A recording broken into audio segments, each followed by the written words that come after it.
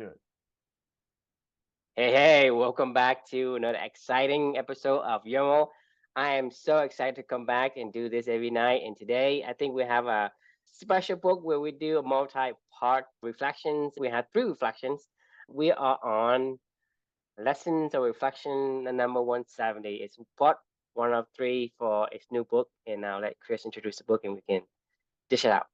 Yeah, this is a fun one. This is a special place in my heart book. It's called Running with Sherman, The Donkey with the Heart of a Hero by the author Christopher McDougall. If you remember Christopher McDougall, he was the one that wrote Born to Run that we talked about really early on in this whole entire thing, which is sneakily one of my top 10 favorite books and probably the most highly recommended book that I've given to anybody. Anytime anybody asks me to give me a book to recommend and it's just like, shot in the dark, I'm like, read Born to Run. It's probably my most highly recommended book, my most often recommended book. If somebody's asking me what's a book that I think you would enjoy, there's just something about the way that this guy writes, the way that he wraps up these. It's not explicit, like chock full of information. It's always subtle information and weaved in with an awesome story that keeps you engaged the entire time. And you learn along the way, and he'll drop interesting nuggets and things like that along the way, but you don't it's not like in your face, like about learning stuff. It's very subtle and it's more about the story that he's weaving around it Right. to build the narrative. And he has a really interesting way of writing and building his narrative. And for this particular book, it's about a little donkey named Sherman. Sherman was dying. Literally, he was on death's door and his hoofs didn't work. And I guess when a donkey's hoofs don't work anymore, like they can't walk, they literally die. If a donkey can't walk, they die. Sherman was heading down that road. His hooves were all jacked up. He'd been cramped up inside of somebody's shed or something like that because they didn't know how to take care of a donkey, and he wasn't able to live a donkey purpose. So Christopher McDougall and his family, they live on a farm in Amish country in Pennsylvania. Somehow somebody let them know about this donkey that was struggling to live at this other person's house, and I can't remember the exact chain of events, but somehow he acquired this donkey and was like, you know what, I'll try to give Sherman a home, or something like that. So he gets there and he joins their farm and he won't move. He won't do anything. He's just waiting to die kind of stuff. And so Christopher invites over his friend who's like a horse doctor who also knows a lot about donkeys, and she's really worried about him, and she was like, we got to get him walking. If you can get him walking, maybe there's a chance we can save him or something like that. So every single day he would try to get Sherman to go out in the pasture and walk a little bit, and they would get a little bit further each day. And I forget, there was some triggering event on one of these days where he couldn't get him to go anywhere at all for the most part, but he would maybe take a few steps each day, but it was like it just wasn't enough that he knew that it was going to he was going to die. Right. I can't remember the exact chain of events, but one day, like, Sherman decided, like, something caught his eye and he trotted a little bit and he was like, oh shit, he can go. He can do something, Long story short, that was when Christopher McDougall got this idea because he likes to run, right? So he was like, you know what, maybe I'll try to train Sherman to go run, or something, like I'll go with him and I'll do it with him.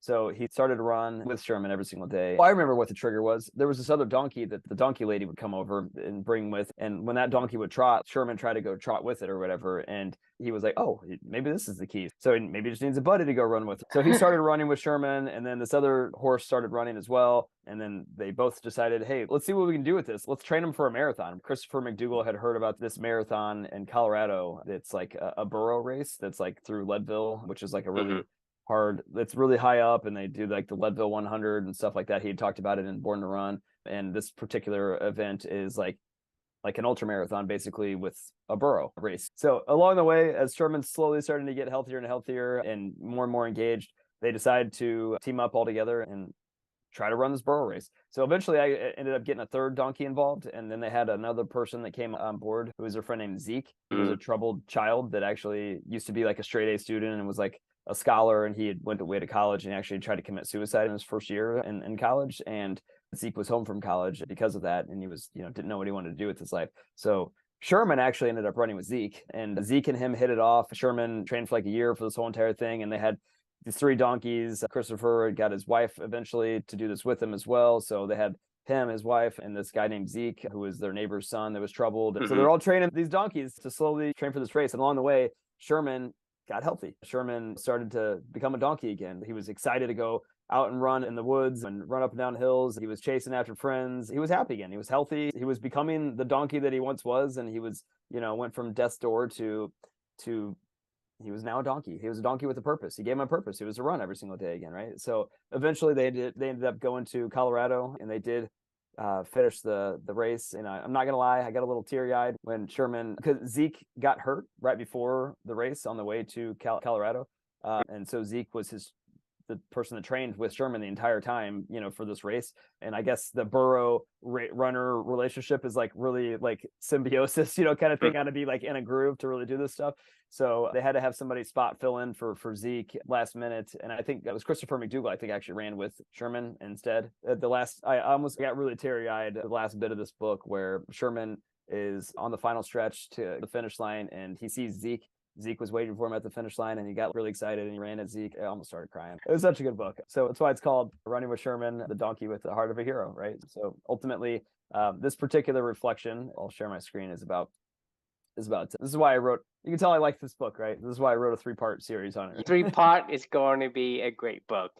So I wish I would have allowed myself to write a 3-parter for Born to Run. That was before I broke my own rules. I actually crammed. I mean, there's no rules that can. Well, no, what I actually did for Born to Run, and I would have done that. I actually crammed 3 lessons, the 3 lessons that I wanted to do into that one reflection, because I was like, oh, I gotta get this one in, right? So long story short, this one is movement is medicine, right? So this particular reflection it's okay. So as you know, as people that have been following along with this journey, the day after Amelia passed away, I didn't know what to do, right? All I knew was I needed to keep moving for Amelia. That was the poem that I wrote her. What would Amelia do? Like, what would Amelia do? Just channeling her just being and everything that she taught me, fighting for life and never quitting and enduring. That was the first day after she passed away. I knew I had to keep moving for her. I didn't know what was going on in my life, but I just knew I had to channel her energy somehow and do something, anything. So I tried to decide on, I'm going to read 30 minutes a day. I'm going to write for 30 minutes a day, and I'm going to try to exercise for 30 minutes a day. I don't know why I picked those 3 things. They were just totally random at that point in time. They were things that we were doing in the NICU. Like, they weren't necessarily scripted or anything like that. It wasn't like some requirements. It was just things that I used to do when I was around Amelia in the NICU. And I was like, look, I'm going to keep writing to you every single day, and I'm going to keep trying to learn, just keep my mind engaged. Along the way, as you know, this whole story and this whole journey, through doing that every single day, the compound effect of figuring out through those activities, ultimately, I started to figure out my way through the rubble with Amelia and figure out, like, what are these values that really matter in life and all this other stuff. That's the whole story of this year, Magical Learning, right?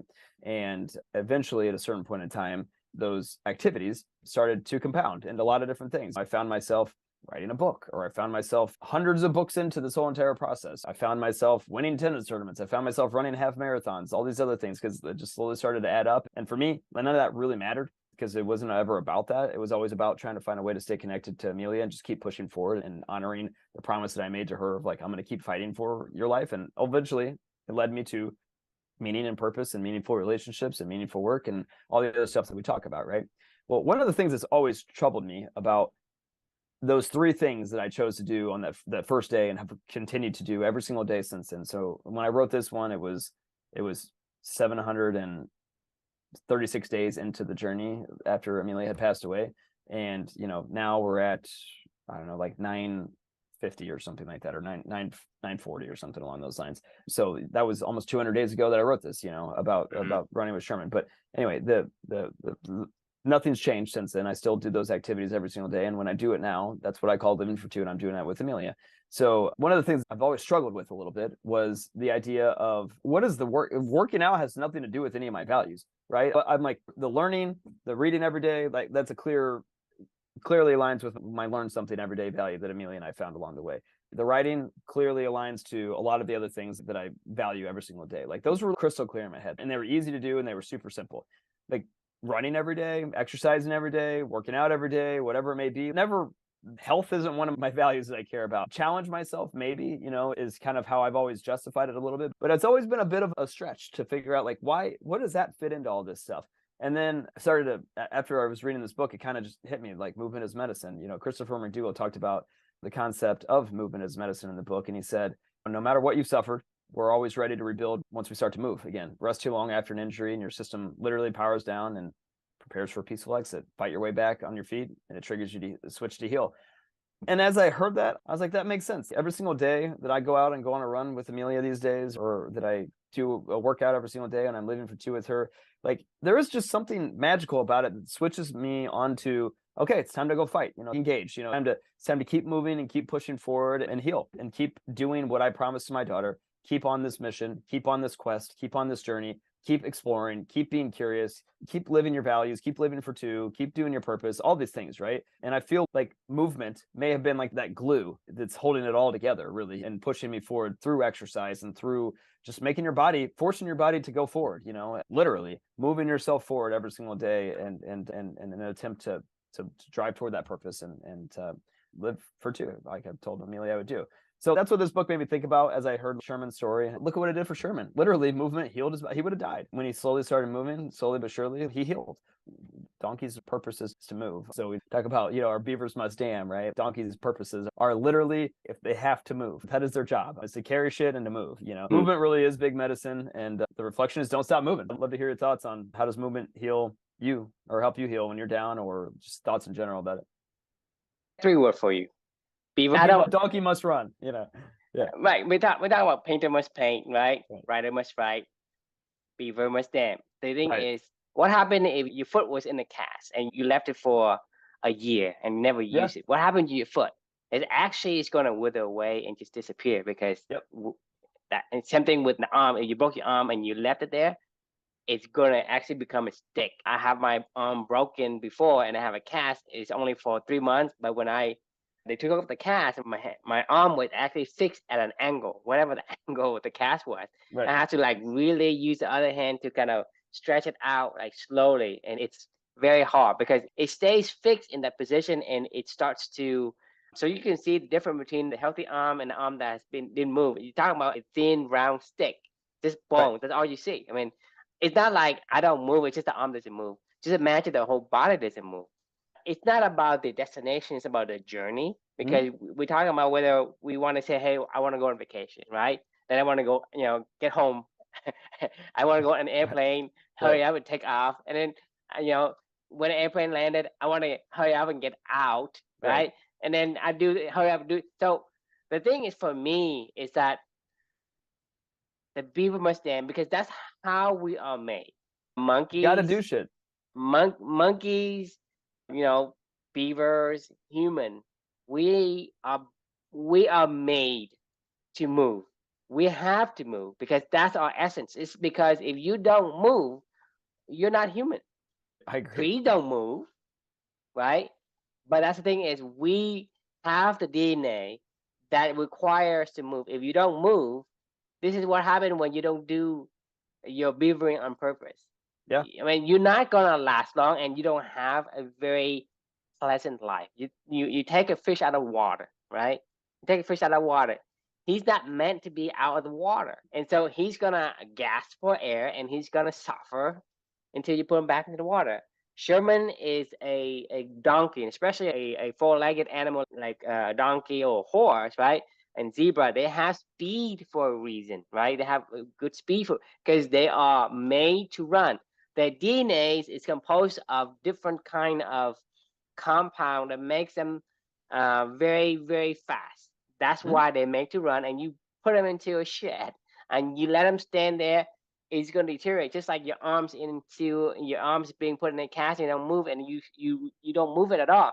So imagine if I broke my arm and the doctor put my bones together and wrap it in a cast. After 3 to 6 months, they take out the cast and my arm is stuck like that. And I don't move it. I don't stretch the arm. Then my arm will stay like that, and eventually it's going to wither away and disappear. So the only way for me to get reuse of my arm is to push it, because that's how we are made as, like I say, beaver must dam. We must express our gene. If you don't express your gene, you are like the donkey. You're like the fish out of water. You are like the arm that's in a cast, and you say, well, it's frozen at that angle, and I'm not going to force it to do anything. I'm going to let it be. I mean, the thing is, that's an example of what happened when you let it be. Like what happened when you're not beavering on purpose. You die. Wither away, it destroys your soul. You cease to exist. Right.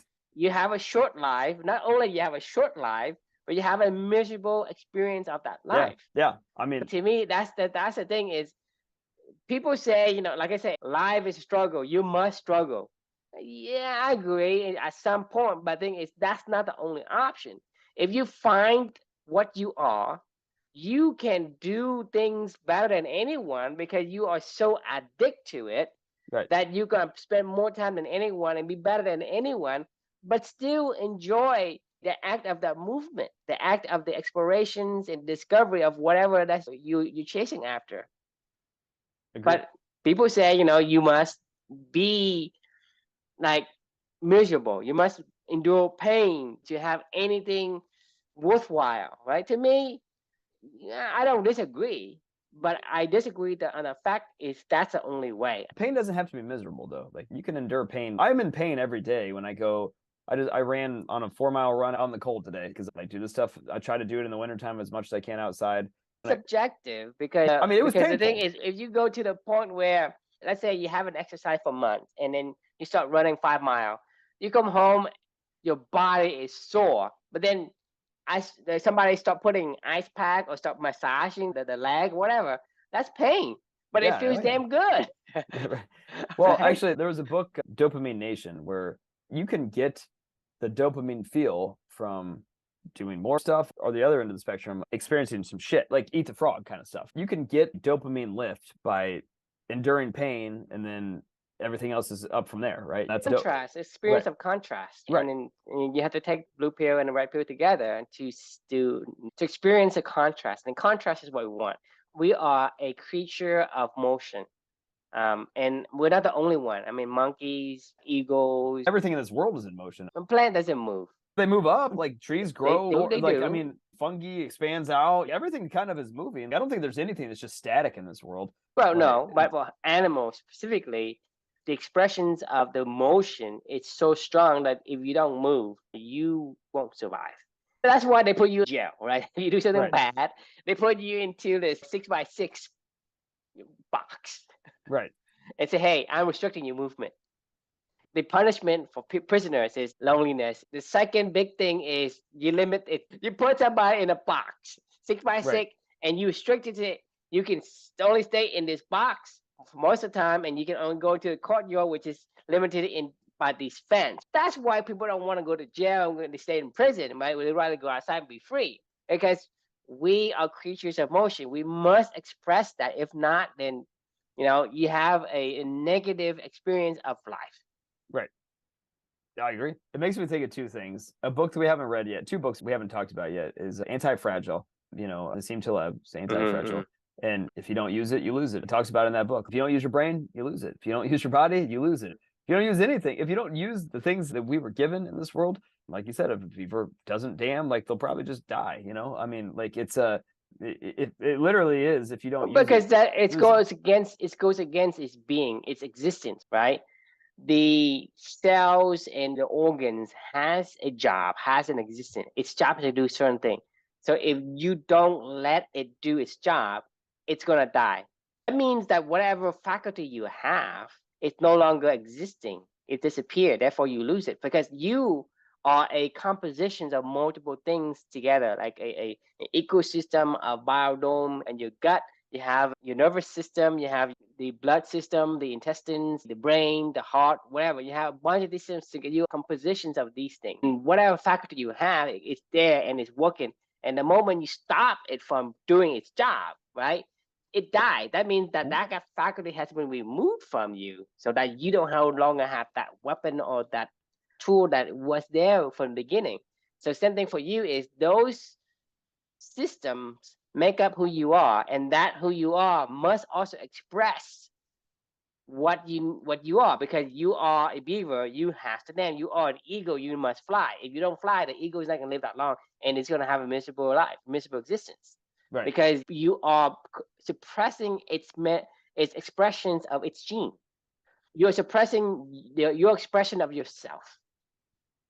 Like if you kind of think about it in one way, like building a dam, if you are a beaver, if we're going to go with that analogy, or a donkey and you're running through the forest all the time, tens of 20s of 30s of miles a day or something like those lines, like going back to the idea of pain, like that's painful for a lot of people. Like that's painful. Like, I mean, if you told me to if build you a ask dam a fish every to day, run but you ask a donkey to do that, that's like running downhill. But right, it is running downhill, but it's still painful. Even running downhill is still painful, even for human beings. I'm just giving you the imagery of asking a fish to run through the forest or 30 miles a day, or ask a Oh yeah, monk, or asking a donkey to run, or asking a cheetah to run 20, 30 miles a day. Well, the thing is, it's relative. Pain is relative because you're and, looking at the fish, right? It's impossible for him. It's like it's gonna take his whole being just to right, move a few inches. right. Or you ask somebody like a hippo to climb a tree, right?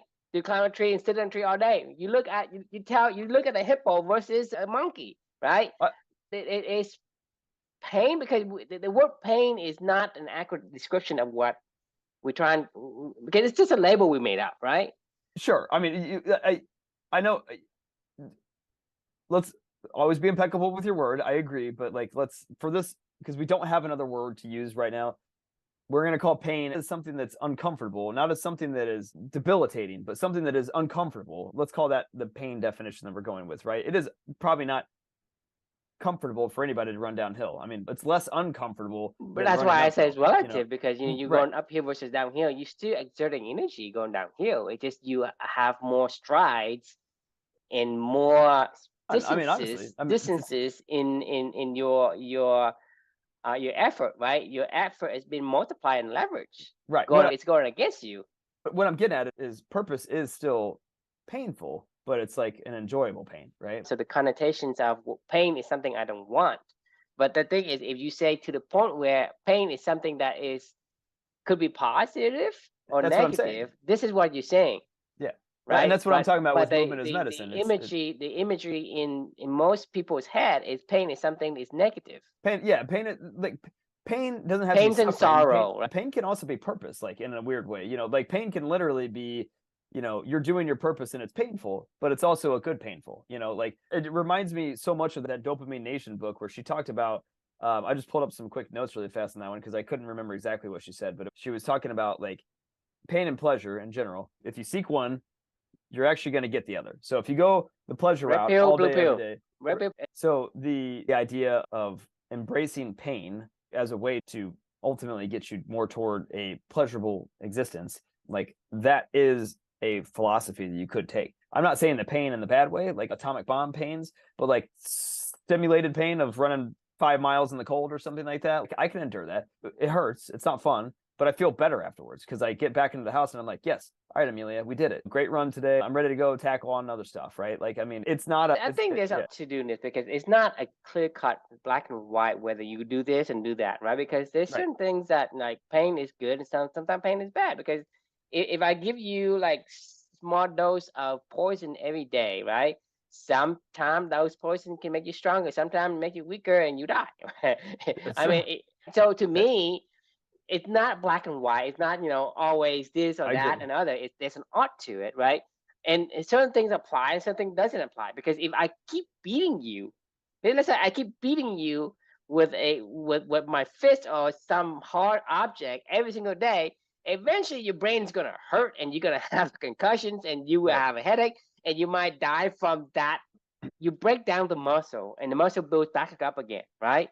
And so in that case, it's completely two different things, right? One is good, one is bad. But how do you know which one is good, which is bad? So that's never ever a clear cut to say, hey, no pain, no gain.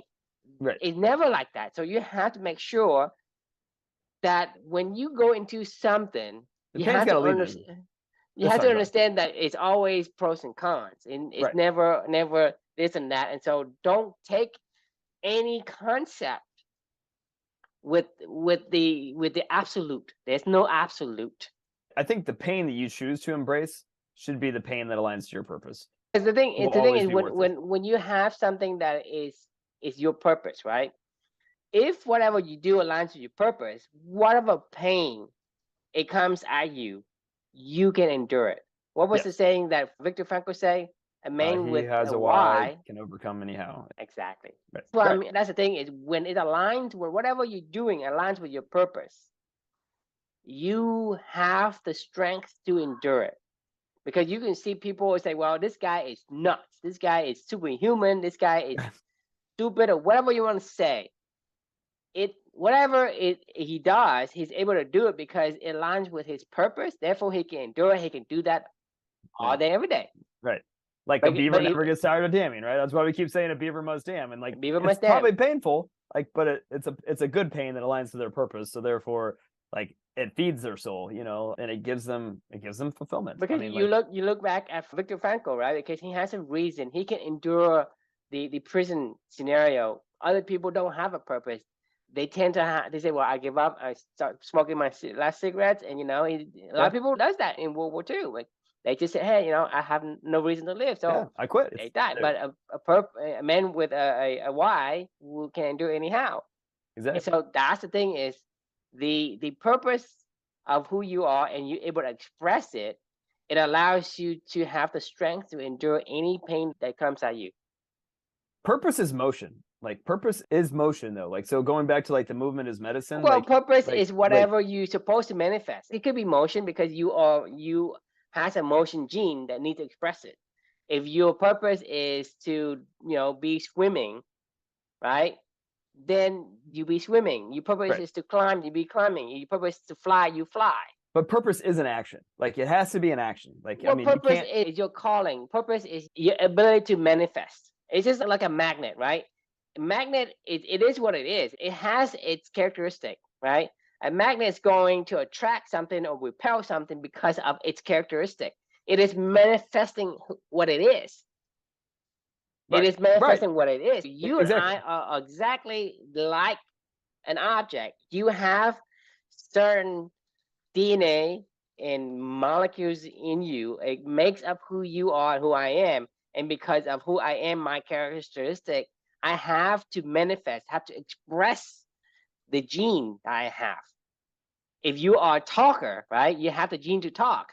Right. You need to talk, otherwise your day is boring if you don't talk. Right. And vice versa. If you have somebody who is a hermit and he's an introvert and he doesn't want to think and talk to people, you ask him to talk, it's like, pulling teeth. Right. Well, I mean, like what you just said had a really interesting corollary in my head of like the idea that purpose is fragile. I mean, if you don't use it, you lose it. I could easily tomorrow wake up and decide, you know what, Amelia, not today. We're not going to read. We're not going to write. We're not going to exercise or whatever. And I could do that the next day. And I do that for a month down the road or whatever. The purpose goes away. Like it's no different than anything else. It has to be in action and in motion for it to be activated, for it to be a part of your life. If you don't do it, you're suppressing its expression. That's all I'm saying. I mean, because the book Anti-Fragile, I think that's a little bit more advanced. It is concept to understand. Purpose is fragile. I say, okay, I have no idea what you're saying, but sounds cool. Expressing your purpose is anti-fragile. No one knows beyond me and you. No one knows what we're talking about. Well, that's okay. Like this is our show. This isn't other people's. So they can go read that shit if they want to, or they can jump ahead and figure out what anti-fragile is because it's another book down the road that we'll talk about. But no, you're right. Like we should probably jump ahead and things. But that's why I stick with the beaver must dam until they say, can you stop talking about the beaver? Then I move up to the next level. Well, a donkey must run. Now that we've heard Running with Sherman, a donkey must run. Say beaver must dam, donkey must run. The other run downhill, right? Right. That's the transition we're trying to move up to the point where we say, okay, now imagine taking all that concept and move up to say, hey, now you're a human, right? You have all these options, and you need to combine this into this inserto, as Nicholas Taleb would put it. Inserto, what it is that you must express. You need to express yourself. Find out who you truly are and express yourself. And if you do that, right, that's beavering on purpose. Man, can you imagine the omen of the universe if Sherman was a beaver and this poor beaver was dying because he couldn't dam, and Christopher McDougall decided to go to a dam making competition or something like that and bring other beavers along and made it this big thing. Can you imagine the universe omens of that one? It would have been like, oh Jesus Christ. Yes. Like, of course Sherman's a beaver, and got a beaver. Taking him to the big dam building competition in Leadville, Colorado. Yeah, and he found his purpose. Right. Right. Honestly, it sounds a bit cheesy. It does. The point is to transition from a simple concept to what we can apply and say, hey, I'm not a beaver. Yes, I understand a beaver must dam, but I'm not a beaver. So what do I do? So Right. we got to transition now from a beaver to a donkey to a cheetah or whatever that more advanced up to the point where, okay, we get to the point where we're close to the humans. And the humans say, okay, we have all these faculties and all these options. Right. How do we move forward with these? Versus, hey, I'm just this simple animal that can only make dams, and I'm just a simple rodent. Yeah. Uh, I mean, the more that I think about it, the more that I think that whatever your purpose is has to be able to be done every single day. Like you can't have a purpose that's like a long-term purpose. It's like, look, I'm that's here not a to. purpose. I Right. mean, if you, That's a dream. That's a vision. I mean, you You know. cannot stop being who you are. If Right. you are not being who you are suppressing your expression. Exactly. If you And are suppressing it'll your kill you expressions, it's a miserable existence, and you have a short life because you will die. if you don't bring. Have we gone through this one yet? If you don't bring forth what's inside of you, Yes, we what's have. inside of you will kill you. But if you do bring it Yes, forth, it'll save you, right? So I yes. mean, it's got to be every day. Like, And that's an advanced concept as well. right. Eventually, when we stack up these concepts, it will make sense later on. Right. Well, it makes sense to us. I mean, this is our Yeah, journey. but Like, you and I had 2.5 years of training every single day for. that's true. But no, but like this is really important for me, like, because like I'm no longer in the rubble back in the day. Like Mhm. I've told you this, like I don't feel the same way that I felt, you know, the weeks, months, even a year after Amelia had passed away anymore. And I don't mean that to like mean that I forgot about my daughter or something like that. Like it's a part of my elephant at this point in time. Like what I'm doing every single day is a part my purpose, and living that purpose is a part of my elephant. It's almost subconscious now. But these conversations help to bring that back up to my writer to remember, like, Right. sometimes I don't want to go on a run, to be honest with you. I mean, like, there's days, especially when it's the wintertime and it's cold out, and I'm like, look, get your ass out the door. Like, what would Amelia do? Remember the why. I'm pulling out every trick that I can possibly think of to get my ass in gear and get out there and go, right? But at the end of the day, It's these because conversations. it's because in life is not something that you exist by yourself. There's going to be things around you that is going to distract you. And important Well, the thing activities, is, the quad one, we just talked right? about this before we start recording. Is we're talking about the things that we're being told by society that this is the right things, and we're being brainwashed to doing things that for no reason that you can understand or can think of. Talking about daycare, talking about like holidays Right. and why holiday exists and whatnot, right? It has nothing to do with you. It just, I mean, people just made up of a certain holiday so they can sell stuff to you, and retailers or some kind of a union or whatever associations they're in, right? They say, hey, buy corn or buy wheat or buy whatever because they Right. sell them, so they make up things so they're going to distract you from your purpose. And so it's hard to do your purpose by yourself because sometimes you don't have anyone to kind of like, hey, look, that's a distraction. It's not part of your purpose, so you have to come back. So that's why we talked about was yesterday, right? About the Alaskan bush. Yeah. So I kept saying African. Yeah. But but the thing is that I'm saying is there's always these external stimuli that's going to mess up your journey in doing your purpose, in being who you are and expressing yourself, because you're gonna get like interference, right? People's gonna come in and interference with, hey, I'm drinking this, I'm eating that, I don't run, I don't do that, I do blah blah blah. You get sucked into this vortex of different narratives that because you don't live by yourself. There's right. things around you. When you're talking about, like I say, I mean, let's maybe take an example of the beaver. You have a beaver that comes and build a dam. Somebody comes in and just knocks the dams out. Right. So you get interfered by other things. But that's the thing is, the beaver can rebuild the dam, right? And so if you, it's not going to be a point where you have no distractions. It's always going to be distractions. The art is to figure out what you need to do to get back to being who you are on purpose.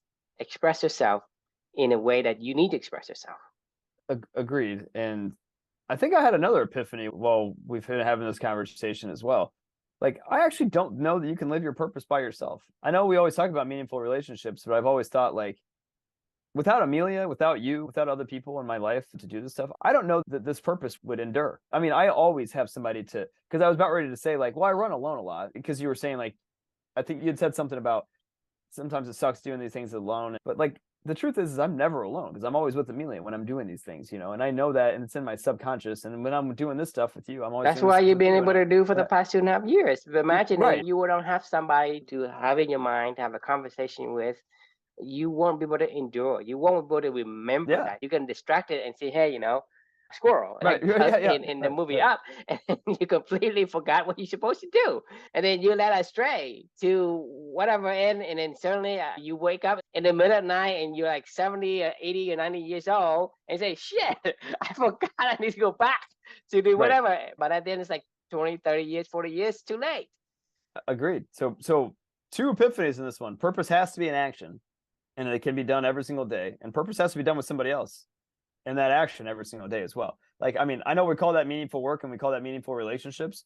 The concept that people understand a little bit better is to kind of elevate it to a point where it's a meaningful work, meaningful relationship. Right. So, I mean, the thing is, I like the meaningful relationship part of it. I don't really like I'm not happy totally with the word work, Meaningful action. meaningful purpose or purposeful Yeah. expressions and meaningful relationship, maybe. But it's just that the word has been misused so much that every time you utter it, Yeah. people conjure this negative image. It's just like I asked you, hey, what's your dream job? Well, job is When people say, well, it's a job, I don't want a job. right. Yeah. No, I was gonna say. I don't dream about a job. I dream about not having a job. Right. I don't know, owning a tennis club. Like I don't know, but that has nothing to do with being a job. I mean, It's like not a job. I It's just not want to play so. tennis all So day. job Yeah. associate with work, right? And these things has a negative associations. That's what I'm saying is I'm not happy with the word I agree. work. Oh, hey, always It, being. That's how we're redefining the words. Like we can make whatever words we want to make up. To equal company. But I think at the end of the day, like purpose to live a purpose driven life, you have to have meaningful action and meaningful mm, relationships to do those meaningful actions with every day. Like it's yes. like the multiplier has to be every day. It cannot be once in a while. Well, I guess it can be, but like, if you don't use it, you lose it kind of thing. It's for me, it's not necessary to do the everyday thing because if you tell me to stop breathing, I mean, this is what I'm going back again. If you tell me to stop breathing for like a day, right? It's not possible. I want to Right. breathe all the time. Right. I'm a fish. I want to swim all the time. To me, if it is your purpose, then it's a given that you Right. do it like all the time. If you Yeah. don't do it all the time, it's not real. It's not a purpose. I mean, it's whatever, it's fascinations or whatever it is you want to call it, but it's not purpose. Just stop eating for 30 days. Stop Right. breathing for 2 days. What happens when you stop breathing for 2 days? I assume. You lose it. Right. I assume you lose I the ability have to breathe. never, Yeah. I know people can hold their breath for like 10 minutes, 15, even 30 minutes, but never have I ever come across somebody that can stop breathing for 2, 3 days. Right. You're not, Help, like external help, yeah. oh, I mean, Yeah, yeah, it's the expression of yourself. So it's like a magnet. Say, hey, stop being a magnet. Stop attract, the metal, right? right. I mean, either you push or you attract and do nothing, right? Because the moment that you have a magnet, that's nothing. What happens to the magnet? I don't It's know. no I guess longer a magnet. It's a metal. it just loses its. Yeah, you're right. It's So pointless. if I'm a person and you tell me to stop breathing, right? I stop being a person. I'm being a dead person.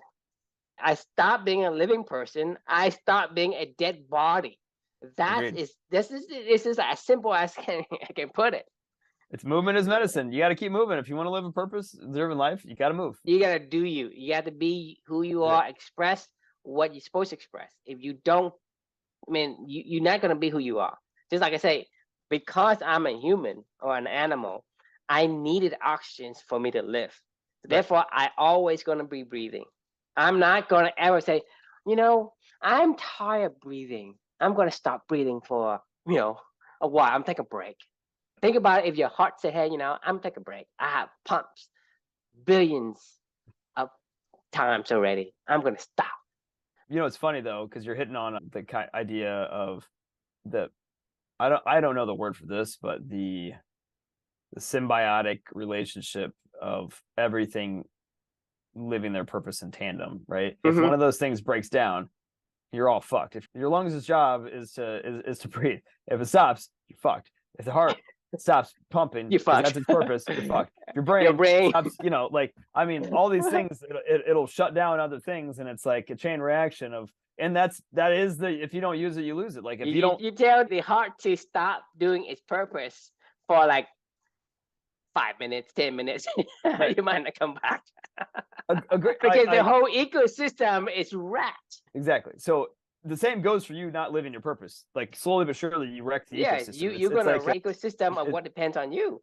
And the littlest thing can wreck an ecosystem, like it could be every day when you run through that train or something like that. Right, exactly. Like it's yeah, so I think, well, anyway, let's put a pin on this because we have two other purpose conversations to talk about with Running for Sherman, because that's what the book's about. So I know we've been on a purpose train for the past couple weeks. I think there's a theme going on here. Well, that's what this journey is about, is purpose, values, and overcoming pain and loss, I guess, at the end of the day. This is something we have discovered. It's not something we say, hey, we're going to build company because we want to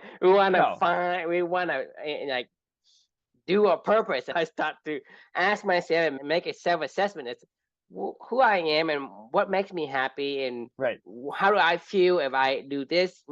What's my experience like when I do this, that, and the other?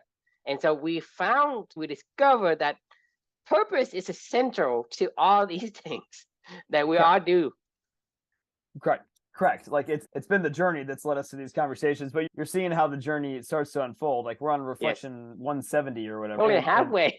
and we're only halfway there. Like, I mean, we got a lot more conversations about values and purpose to come, but it never gets old because it's always a different twist on it. Like, yesterday, this day is about movement is medicine that led into Beaver Must Amp. Like, I bet if you went and looked back, if we used a tool like Gong and analyzed our calls and did some AI functionality. Purpose is a huge thing in the middle. Purpose would be huge. A Beaver Must Dam would be right next to that. And then you'd have like values, like, I swear to you, that's probably the number one topic beyond like purpose or whatever. It's really funny how this is all taking shape. But anyway, more Beaver talk to come tomorrow. Everyone, stay tuned. I'm sure we'll talk about donkeys as well. And maybe we'll talk more about donkeys in the long run. This is the first donkey mention, everyone. So keep tuned.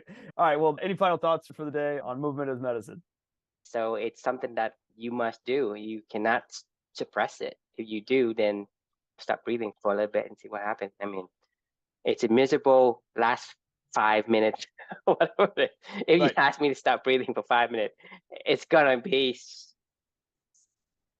totally, like, completely painful for me. The threshold of pain for me to stop breathing 5 minutes, and then I become a dead body. Movement is something that we have as a gene, and it's something that we have to do. Don't stop moving. That's my statement. Thanks for joining us, and we will see you all tomorrow. Okay. Good night.